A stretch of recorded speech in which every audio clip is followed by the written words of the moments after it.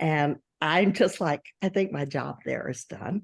Uh, they caught it, and it was huge. It was just, I still think that's one of the most important contributions that God let me have in this ministry, and I'm so grateful.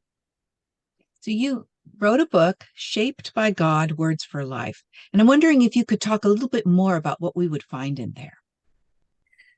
Well, it's very personal, and I basically wrote a bunch of blog posts at first, and then realized this is pretty good.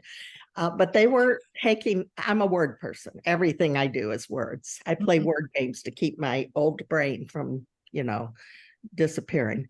And so I just took the words that God used in my life. And one of them is stewardship, for example. So I talked about how God has called each of us to be a steward of what he's put in us.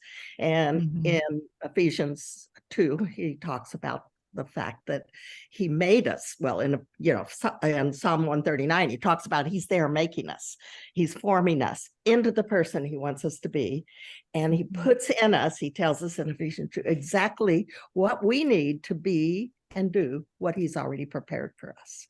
And so I talk about that in several different ways. And throughout it, I talk about the things that mattered to me. And so family would be one of them. And so how do you be available for God's call on your life, as well as be committed to your family and not abandoning them in order to do your ministry? And that the ministry is God, wherever you are. I was in full-time ministry, but lots of people, wherever they are, God has ways to use them. And it's their calling, their responsibility to go and say, all right, Lord, here am I. What is it that I should be holding on to, going out with, seeking to touch lives for Christ? It sounds like words to grow on for everybody. That's right. I hope so. That's right.